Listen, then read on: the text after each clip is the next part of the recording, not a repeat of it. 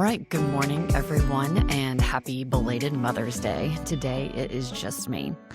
And I have a few things I want to talk about that I have learned being a mom. Each kid that you have, you learn a little bit more. And boy, have I learned a lot. So, first thing, we had probably the worst Mother's Day morning imaginable. Charlie and Cooper ended up sleeping in bed with us. I don't know why, but I thought I was gonna be so tough on sleep training, and I was with Mac, like, so tough. I never let him sleep with us ever unless he was sick. I was just a Nazi about the sleep training with Mac. I was so over the top. With Charlie, it was a little bit less. She was in the bed a lot more. And then Cooper, it was like, we're not sleep training. We're just not doing this anymore. And part of it is I'm just tired and I don't have the energy to do it anymore. But also, I've just read so many things about how people around the world let their kids sleep with them, and it has to help with the child's regulation of their nervous system and all these different things.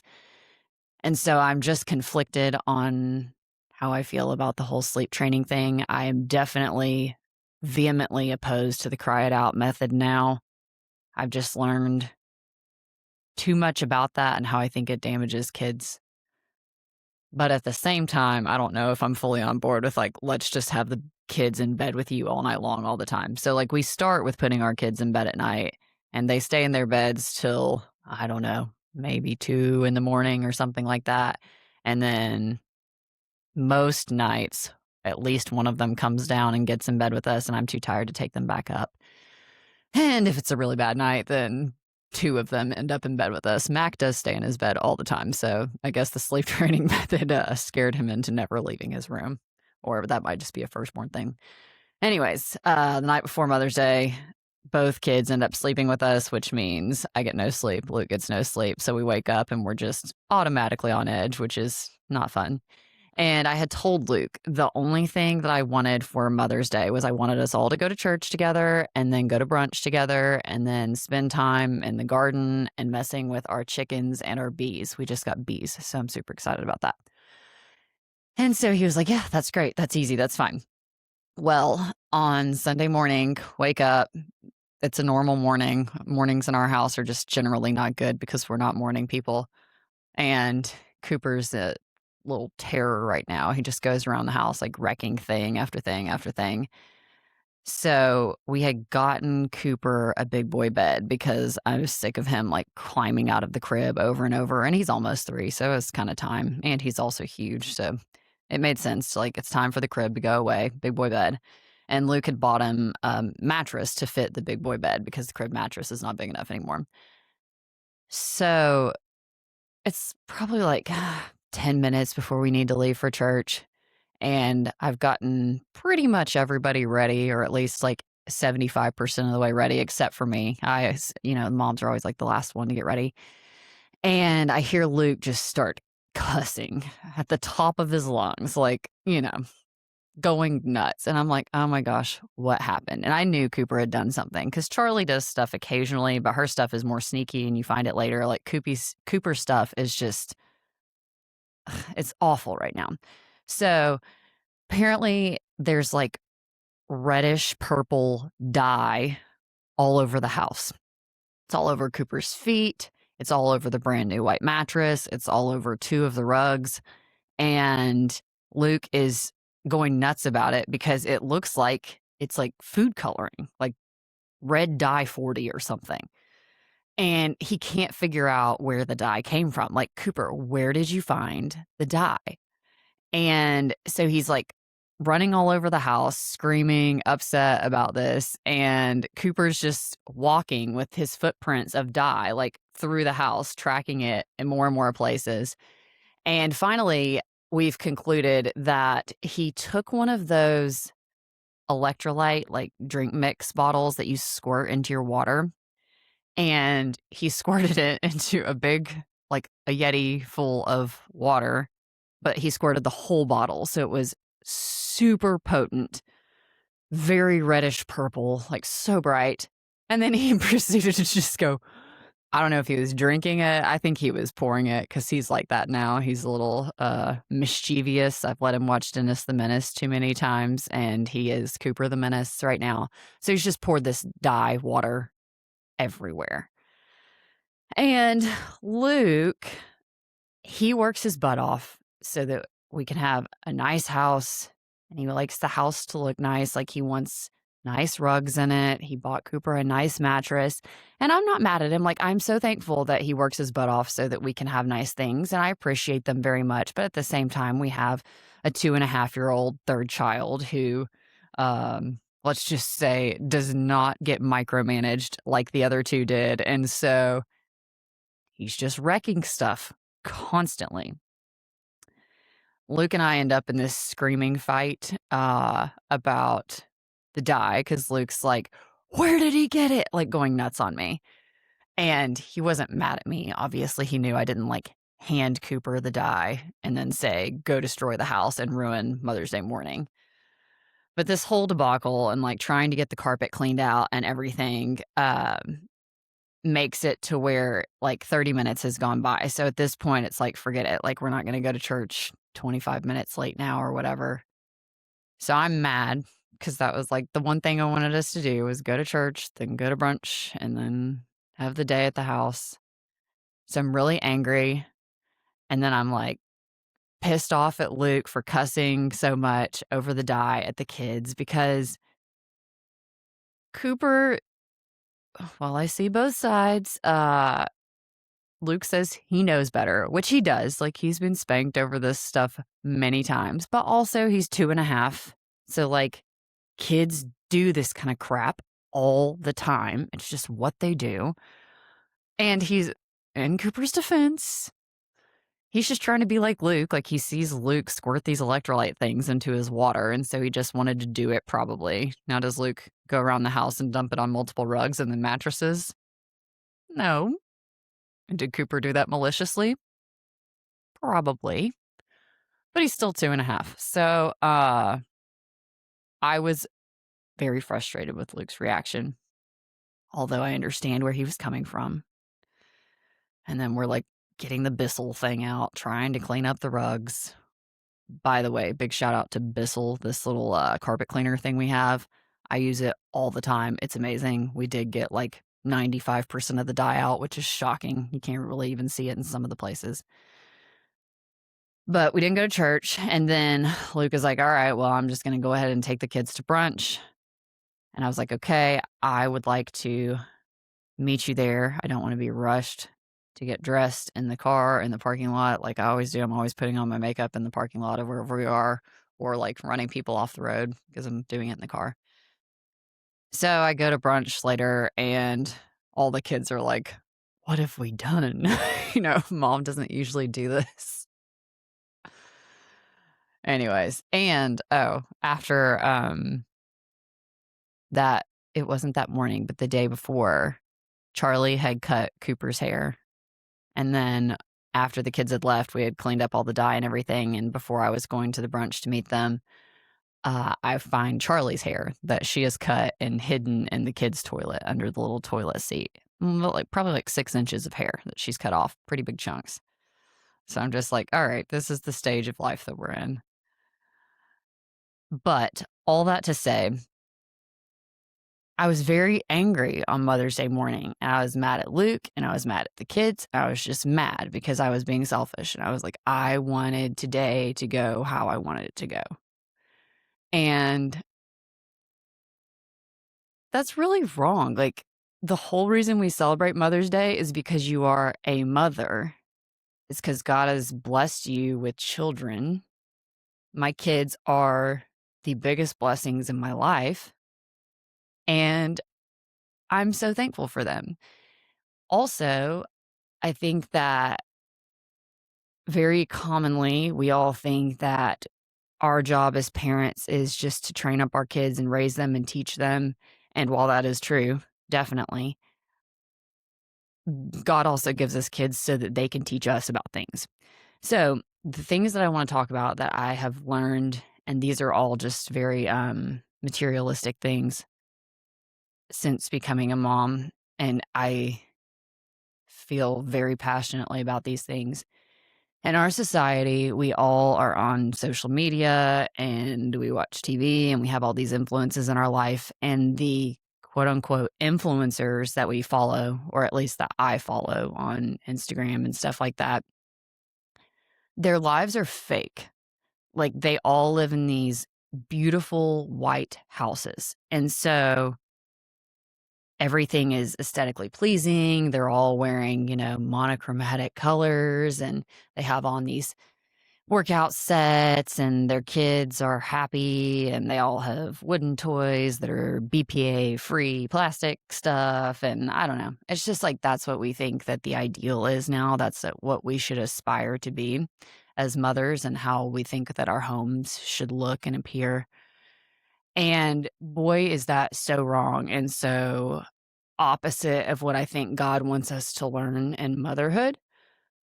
I followed that. Like, I always think, "Oh, I'm not being influenced by these people. I just like to get ideas from them." That's bullshit. We are all influenced by these people if we follow them and we see their content over and over. And there is nothing wrong with wanting a white, nice house. Nothing wrong with it at all. There's nothing like sinful in that or anything. But if you allow that house to cause division and drama, and ultimately it makes you a worse parent and a worse spouse, then there is something wrong with that. And so I feel like we've got to quit wanting these like perfect homes. Like we think it's for the kids and we think it's like nice to give them, for me, like what I didn't grow up with, and for Luke, what he didn't grow up with. And ultimately, it just causes a lot of chaos because we are so obsessed with the stuff being ruined when the kids just act like kids, like Cooper is just being a little kid, that we didn't end up going to church. We're cussing at each other. We are yelling. We're so mad. It causes like all this chaos and strife. And for what?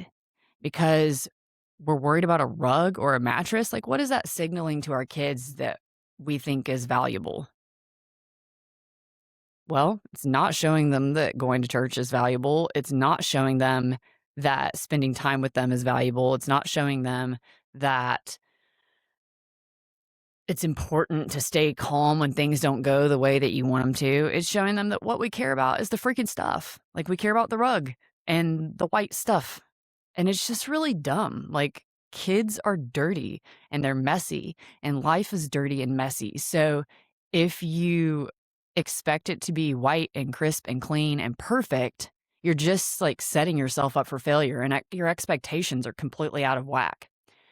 So to anybody that's having kids or has little kids, that shouldn't be the goal, is to have this life that's A, not real like these influencers have, and B, I don't think it produces good things. Anyways, just my opinion. Also, when my kids were young, I really wanted them to be dressed cute because also what we are influenced by and what we see. And I think people for a long time have wanted their kids to be dressed cute. That's like not just specific to Instagram or Facebook or whatever, but quit doing that. Like, let the kids wear the Walmart stuff. Let them wear the hand-me-downs. And then you don't care one bit if they eat messy, if they paint, if they go dig in the garden and get all dirty and muddy and get worms and all the things that kids should be doing outside. You don't care if their clothes are old and ratty because it doesn't matter. Like, if Cooper gets absolutely filthy, which he does all the time, and we're outside and he's wearing a Walmart shirt that was from Mac, like, we'll throw it away. No big deal. It's not the end of the world. And I think it's totally fine if you want to dress them cute for like pictures or Mother's Day or Christmas or Easter or whatever. But like having them so perfect all the time, it doesn't allow them to be kids. And it stresses us out. And then it makes us like we're always wiping at them and like so worried about them getting their expensive outfit dirty. So again, that goes back to the house thing or whatever. It puts these unrealistic expectations and standards on us and the kids that is not producing good things. So it's another thing that I've learned. Also, I know everybody probably gets sick of me talking about the animals, but I've learned like so much from our chickens. We got the chickens thinking like, oh, it's going to teach the kids so much, and it's taught me way more. Hopefully, it is teaching the kids about responsibility and taking care of things and stuff like that.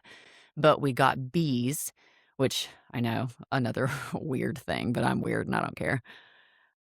The bees are so interesting. Like, I don't really know anything about them yet. I'm just learning. But what I have already learned in this very short period of time is that bees can sense how you are and how you feel.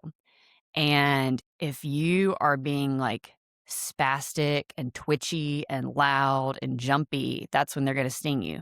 But if you're just really calm and you're slow and you're quiet, they don't care. Like, they're actually super friendly. They're really docile. Honeybees is what we have. And they'll like crawl on you. Like, I am kind of allergic to bees, which I know you're thinking like, oh, what an idiot. You got bees and you're allergic to them. Yes, probably.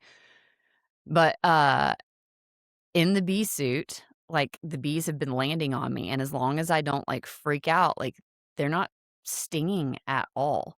And the guy that is kind of helping me get the bees set up and teaching me and training me about them a little bit, he it has the most calm demeanor, and he's very slow to speak, and he's so gentle. Like, I don't know if I've ever seen anybody be this gentle, but like when he picks up the frames of bees, he doesn't like there's no quick movements. It's just soft and slow. And it's really peaceful to be around somebody like that because I'm so like high strung and agitated. I'm more like the chickens. Like, I'm just crazy and spastic, and I don't know. So I am attracted now that I'm older to the slow and calm people. And even though it's not entertaining, uh, I see so much value in it. And I think that like the bees are teaching me just to, like, go slow and be calm and not get rattled. So I'm hoping that I will be able to translate that into my parenting more. I don't I'm one of those people, I don't get like, if there is an emergency situation, I usually handle those pretty well, and I'm actually, like, calm in those situations and don't freak out and stuff like that. But it's, like, the little day-to-day stuff where I find myself snapping on the kids, like Cooper spilling the food dye everywhere. Like, why is something like that causing me to lose my temper so much? Like, Luke lost his first, and then I lost mine. But it's even when Luke's not involved in these situations, like, those kind of things are what cause me to be so irritated with the kids, and I'm like, it's because 'cause I've, like, set myself up for failure. Like, I'm in this house that I'm trying to keep nice because I care so much about the stuff. When the stuff doesn't matter at all, you can't take it with you, and so I don't wanna be snapping on my kids over them just being kids when I've put them in an environment that they have no control over, that's not beneficial to them learning or thriving, and it's just making all of us, like, angry and upset. So, anyways, I'm hoping that with the bees, I will learn how to be calm in those kind of situations. Even though it's not an emergency situation, it might be stressful because I can't control it. That's one thing about animals. So animals and kids, you can't control them. We wanna control them so much, and I think that that's, like, part of what God's teaching you with kids and with animals is, like, you actually are not in control really at all. You're just there to kinda, like, guide them and teach them what you've learned along the way, and I don't know if I'm ever gonna figure it out. Probably not.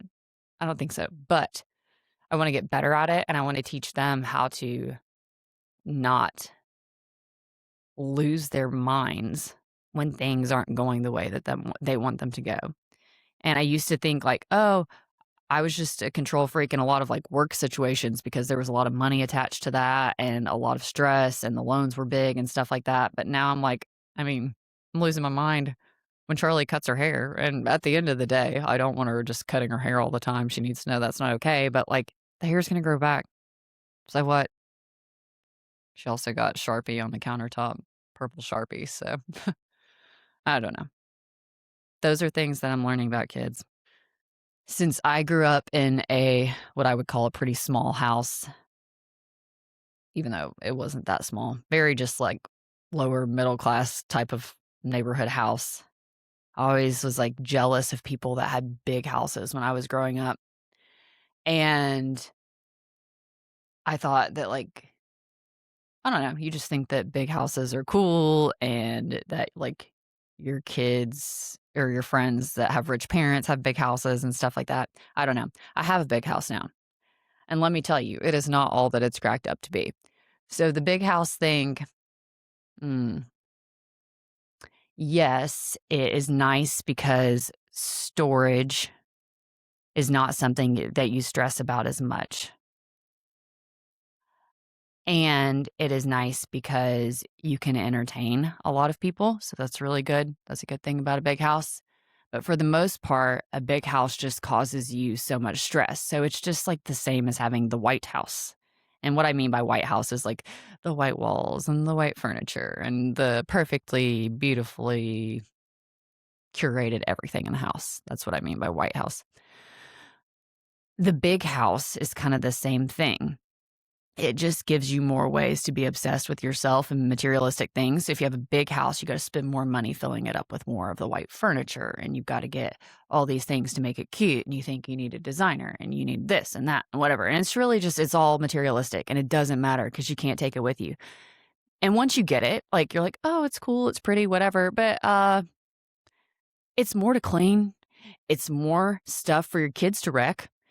And it's so much to take care of. Like there's always something breaking on the big house. There's so many things that people don't see about a big house. Like, oh my gosh, my whole life I always wanted a pool. Now that I have a pool, I can't tell you how much I don't want a pool. A pool is a pain in the ass. You always got to have somebody come in to fix it because it's leaking or the pump is messed up or whatever. And these things are never like $50 to fix. These things are so expensive to fix. And so that goes like along with the big house stuff. It's just so much stuff to take care of. And it takes your mind off of things that you should actually be focusing on. Like, I don't know, caring about your kids and your spouse and your community and your family. And it's so materialistic. It doesn't make you a better mother at all. So I will say, like, although I am thankful, very thankful for my nice house, and I'm so glad that my husband has worked his butt off to give it to us. I hope that I use it for a place where people can feel welcome and spend time there and like use the house and not just like look at it and be like, oh, her house is so clean and so perfect. Like well, first of all, not a clean house. We don't have a clean house. But also I feel like when you see those perfect houses that you see on Instagram or that you know people that have them or whatever, that a lot of times they're not warm or inviting or a place that you feel that you can just walk into and like be loved. And so I don't want my house to feel that way. So we're not getting rid of our house. We're keeping the big house. I'm not downsizing, even though most days I wish that I could. Uh, I hope that it's a place where people feel like they can come and feel at home and have fun or be crazy or whatever. I want the kids to want to come to my house and play. That is one positive of the big house, is that I feel like when kids come over, they do feel like they can play and have a good time. Now, I do love the big yard. That's the cool thing. If you could have a medium or small house with a big yard, that's ideal. Because then you're outside making the messes, not inside making the messes. Okay. Anyways, that was a whole lot of rambling. Just things that I've had on my heart. Don't ruin Mother's Day because you have to have the big white house. Nothing wrong with having the big white house, but if that becomes something that's causing strife in your life and not allowing you to be a good mom, get rid of it. Or become okay with letting your kids be kids. Easier said than done. Have a great week.